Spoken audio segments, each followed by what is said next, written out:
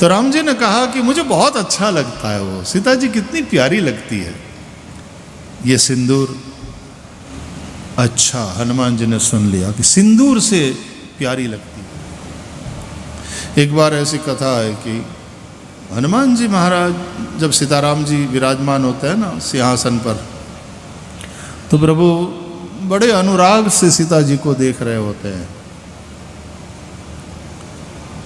सीता जी की आंखें मिलती है राम जी से तो सीता जी फिर लजाती है, नीचा देख लेती है मुस्कुराती हुई, और राम जी बहुत अनुराग पूर्वक सीता जी को देखते हैं। जैसे थोड़ा समय मिला सीता जी को देख लेंगे, तो हनुमान जी सामने हाथ जोड़ करके खड़े हैं कि कभी हमको भी दृष्टि मिल जाए,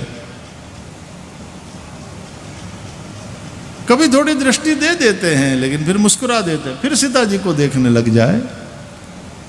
तो एक बार मौका मिला तो हनुमान जी ने राम जी से पूछा कि प्रभु आप हमको तो बहुत कम दृष्टि देते हैं, आपकी दृष्टि हमारी माँ पर इतना अनुराग से आप देखते हो उसे, ऐसा क्या है हमारी माँ में कि आप उसी को देखते हो? तो राम जी मुस्कुराए और हनुमान जी से कहा कि अरे ऐसा है, वो जो सीता सिंदूर लगाती है ना तो बहुत अच्छा लगता है वो सिंदूर इतना सुहाता है, इतना अच्छा लगता है, तो मैं देखता रहता हूँ। हमारे यहाँ पत्नियाँ पति के नाम का सिंदूर लगाती है, और वहाँ बिहार में और उस तरफ तो फिर छठ पूजा हो तो उसमें अस्त होते हुए सूर्य को अर्घ्य देती है पानी में खड़ी होकर के माताएं, फिर उदित होते हुए सूर्य को भी सूर्य षष्ठी के दिन अर्घ्य दिया जाता है। तो उस समय उन माताओं ने जो सिंदूर लगाया होता है वो देखने लायक होता है। नाक से लेकर शुरुआत करती है, यूं यहाँ तक सिंदूर लगाती। बंगाल में पराम्बा भगवती की आराधना करती है माताएं नवरात्रि में, और फिर सिंदूर खेला होता तो भी ऐसा सिंदूर लगाती हैं। तो राम जी ने कहा कि मुझे बहुत अच्छा लगता है वो, सीता जी कितनी प्यारी लगती है ये सिंदूर। अच्छा, हनुमान जी ने सुन लिया कि सिंदूर से प्यारी लगती है और आप देखते रहते हैं। सुन लिया हनुमान जी ने, और दूसरे दिन पूरा घी से वो सिंदूर करके अपने पूरे शरीर पर लगाकर हाजिर हो गए राम जी के सामने। लो सरकार, अब हमको देखो, हमारी माँ के तो केवल सेधे में सिंदूर है, हमने पूरे शरीर पर लगाया हुआ, अब तो दृष्टि दो नाथ, अब तो हमें कृपा पूर्वक देखो। हनुमान जी और सीता जी दोनों इतना हंसे हैं, इतना हंसे हैं, दोनों बड़े प्रसन्न हुए कि ये कैसा बच्चा है, ये कैसा भक्त है, कैसा प्यारा है। बोले हमने भी आपके नाम का सिंदूर पूरे शरीर पर लगा दिया, लीजिए अब हमें देखिए, कृपा दृष्टि करिए। प्रेम प्रेम प्रेम, विशुद्ध प्रेम के अतिरिक्त कुछ भी नहीं। बताया गया ना कि गोपियां भी कहती है हम आपके निःशुल्क दासिका है, लेकिन फिर भी गृहस्थ में तो है ही है गोपियां, तो कपड़ा भी चाहिए, रहने का मकान भी चाहिए, खाने को अन्न भी चाहिए, और पत्नियां पति से मांगती है नई साड़ी, नए आभूषण, तो पति कहता है कि भाई कितना है तुम्हारे पास, फिर नया नया। बोले आपके लिए, हमको क्या है, इतना बढ़िया से सज धज के जाएंगे तो इसमें आपका ही अच्छा दिखेगा ना।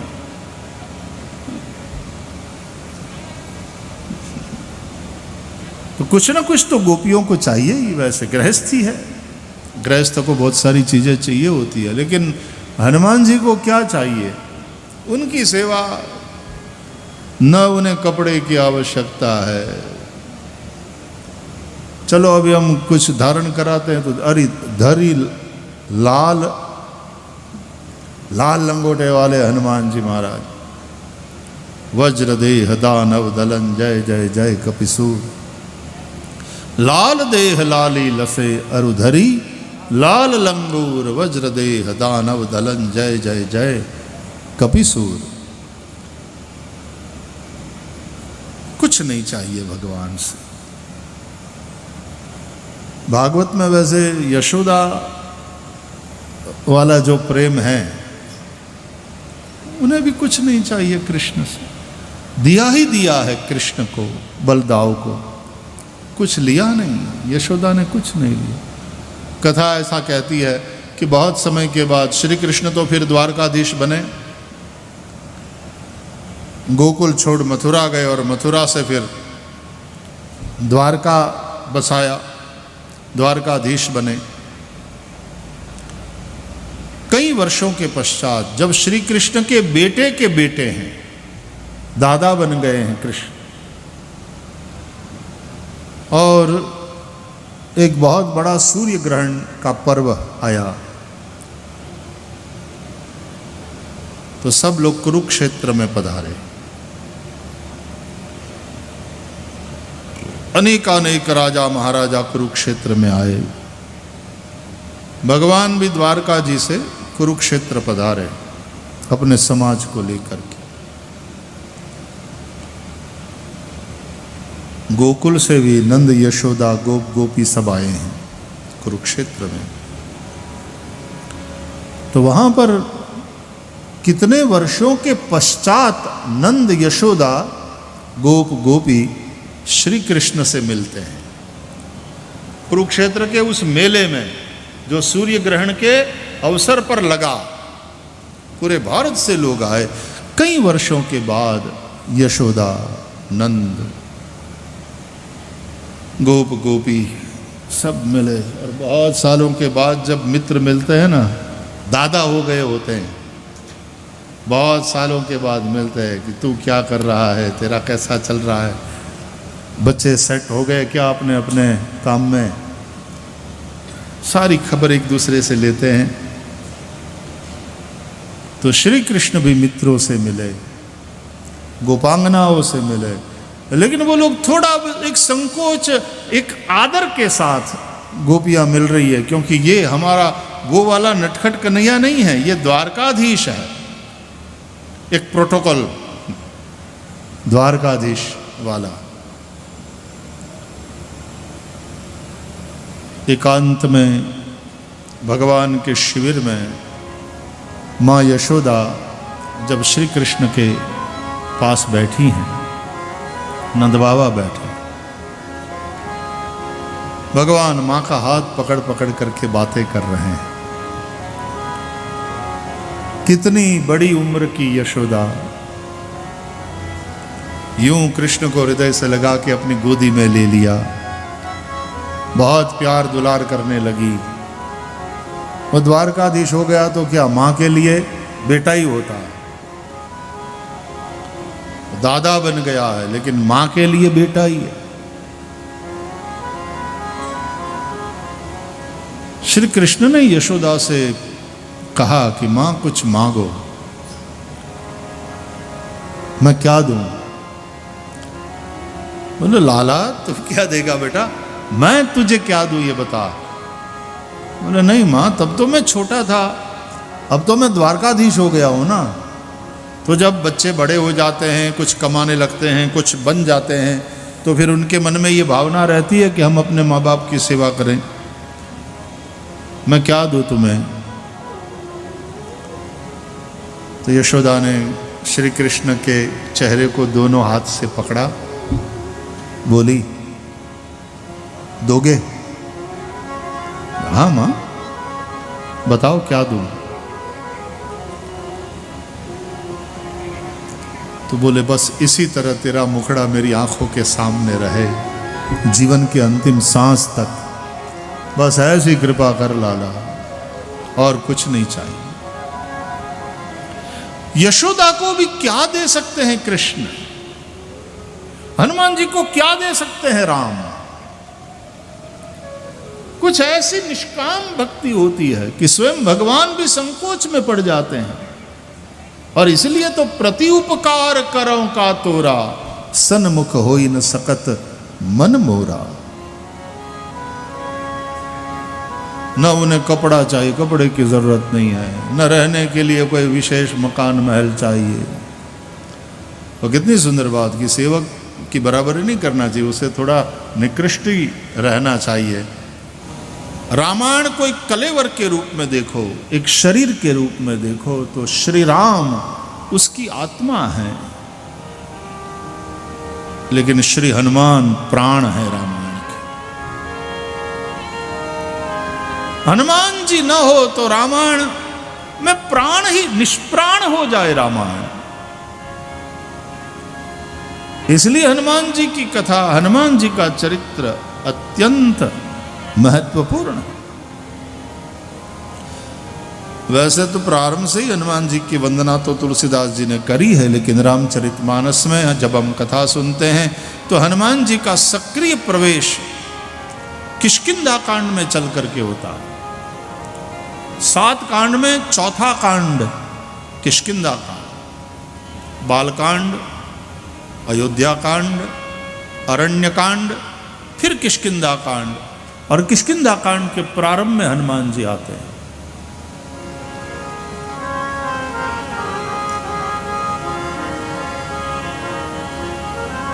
आत्मा तो सर्वत्र ही है, वो तो व्यापक है। प्राण स्वरूप हनुमान जी महाराज वैसे तो पूरे रामायण में है ही है, लेकिन सक्रिय उनकी भूमिका किष्किंधा कांड से फिर देखने को मिलती है। तो प्राण शक्ति है रामायण की श्री हनुमान जी महाराज। महावीर बिनवऊ हनुमाना, कैसे हैं ये? बोले महावीर।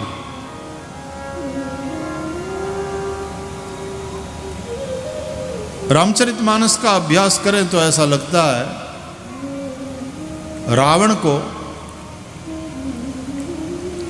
बल से युक्त बताया, बली है,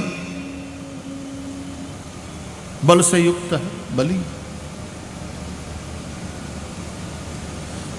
लेकिन रावण को अपनी कांख में 6 महीने तक दबा के रखने वाला वाली महाबली है। रावण बलवान है, लेकिन रावण का कांख में दबाने वाला, रावण को अपने वश में करने वाला वाली महाबली है, महाबलवान है।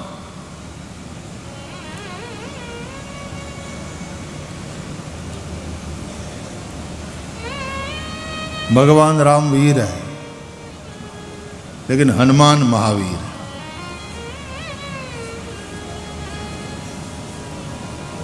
राम को और लक्ष्मण को दोनों को कंधे पर उठा करके ले जाने वाले, वो वात्सल्य की बात कर रहे थे ना महाराज जी। तो कभी कभी ऐसा लगता है जैसे बाप नहीं अपने कंधे पर लगा के मेला दिखाने के लिए बच्चों को ले चलता है अपने कंधे पर उठाकर। तो एक तरफ राम, एक तरफ लक्ष्मण, विराट रूप धारण करके हनुमान जी दोनों को अपने कंधे पर धारण करके कूदते हुए ऋष्यमुख पर्वत पर ले चलते हैं सुग्रीव के पास। महावीर, जैन परंपरा में भगवान महावीर तीर्थंकर भी आंतरिक शत्रु को मारकर उस पर विजय प्राप्त करना वास्तव में ये महावीरता। नमो अरिहंताणम, अरिहंता, अरि को, शत्रुओं को मारने वाले। वैसे जैनिज्म अहिंसा की बात करता है, लेकिन यहाँ नमो अरिहंताणम, ये आंतरिक शत्रुओं को मारने की बात।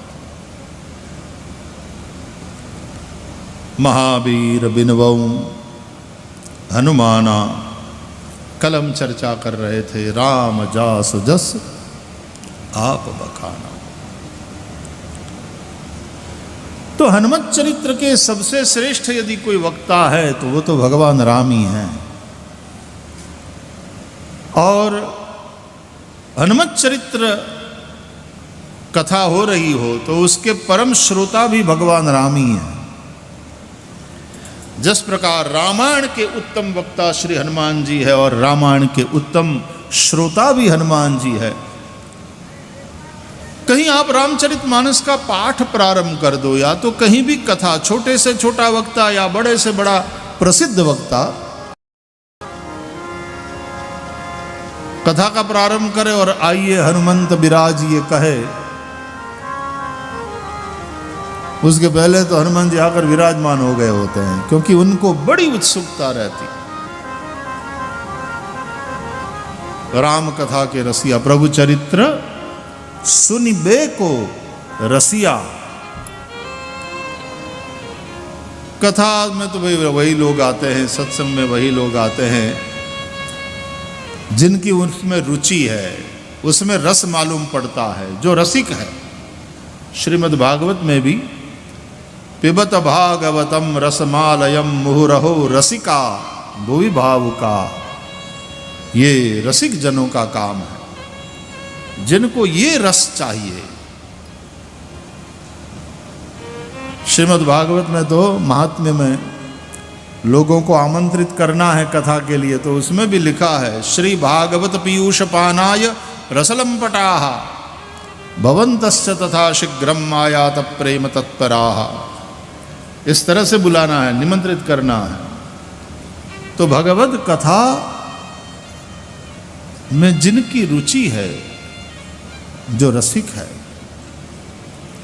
हनुमान जी महाराज की राम में रुचि, राम के नाम में रुचि, राम के काम में माने सेवा में रुचि और राम की कथा में रुचि।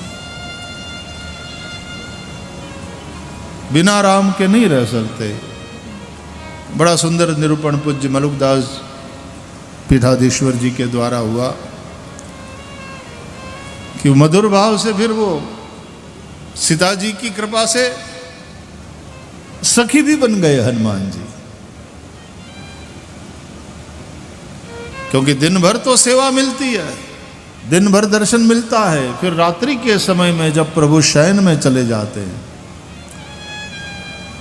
तब तो वो सेवा मिलती नहीं। तो श्री सीता जी की, श्री किशोरी जी की कृपा से उन्हें वो भाव भी प्राप्त हुआ और चारुशिला सखी के रूप में वे रात्रि के समय में भी भगवान की सेवा में, ये सेवा में रुचि। रामं लक्ष्मण पूर्वजं रघुवरं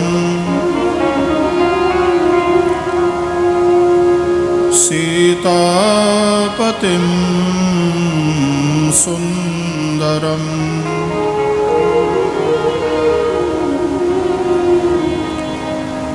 काकुत्स्थं करुणार्णवं गुणनिधिं विप्रप्रियं धार्मिकम्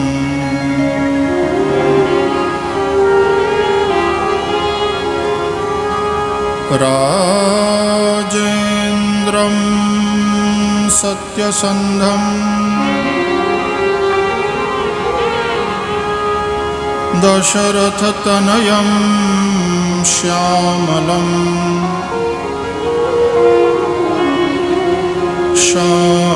शान्तमूर्तिं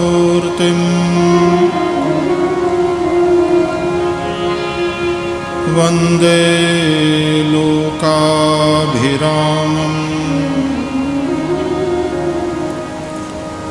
रघुकुलतिलकम् राघवं रावणारिम्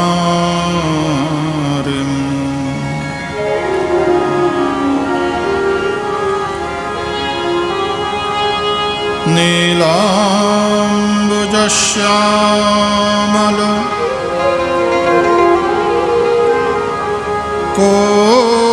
कोमलांगं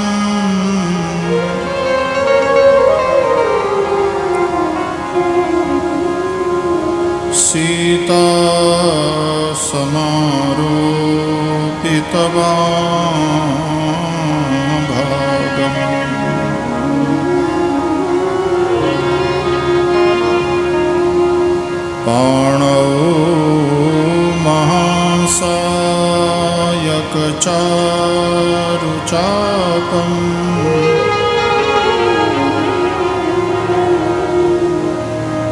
नमामि रामं रघुवंशनाथम्।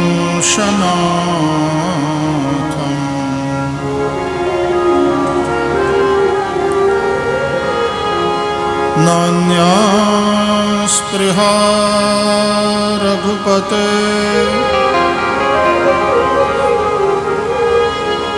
हृदये स्मदीये।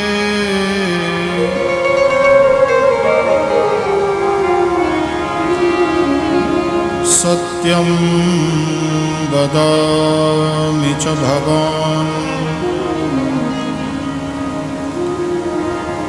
अखिलान्तरात्मा।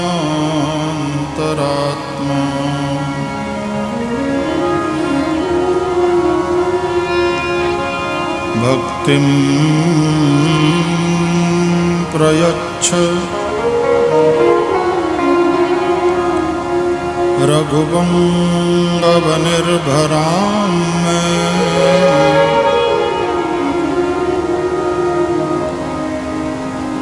कामादिदोषरहितं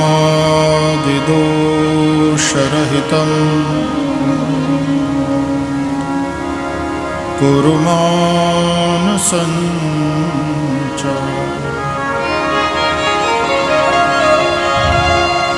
अतुलितो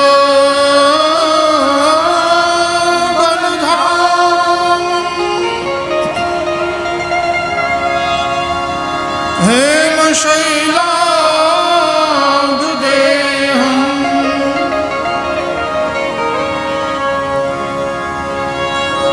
दनुजवन कृशान्।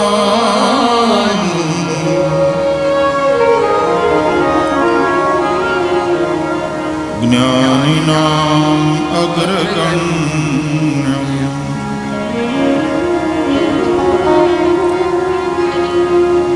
सकलगुणनिधानम्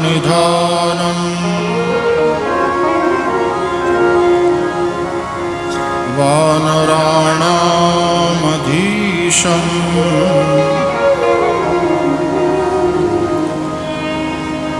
रघुपतिप्रियभक्तम्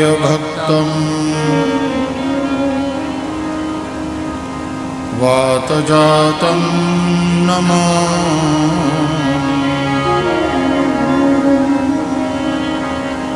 रघुपतिप्रियभक्तं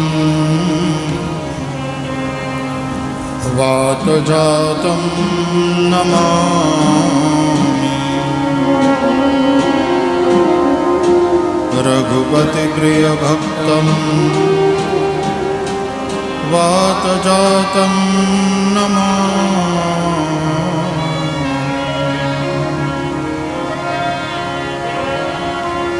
श्री गुरुचरण सरोज रज निज मन मुकुर सुधारि। वरनौ रघुबर विमल यश जोदायक फलचारि। मंगल भवन अमंगलहारी।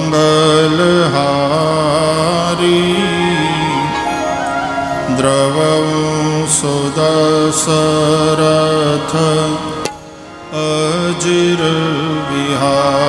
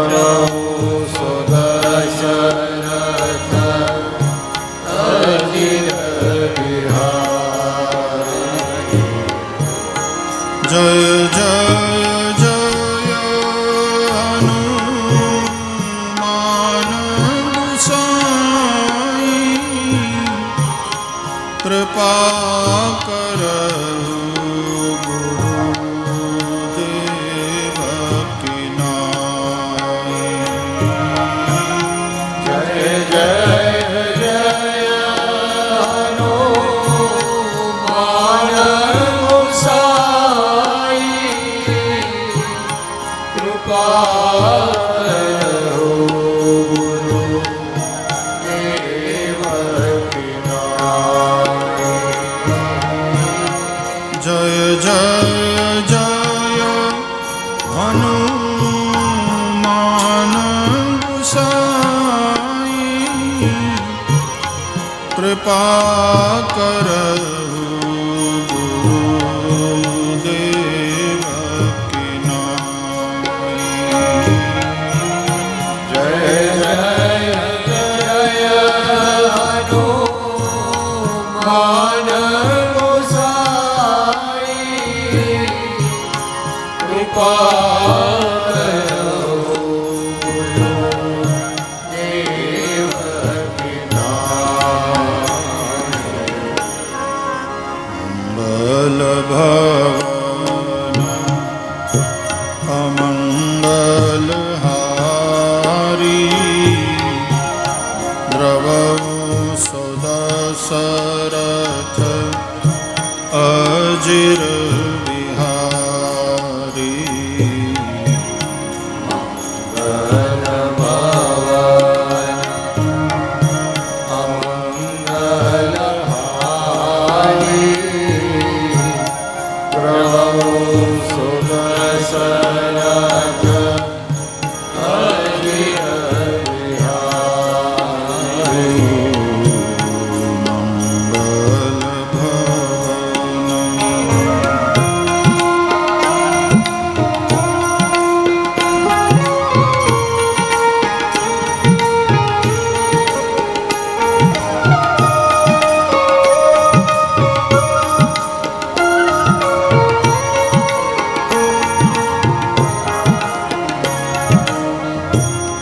महावीर बिनवौ हनुमाना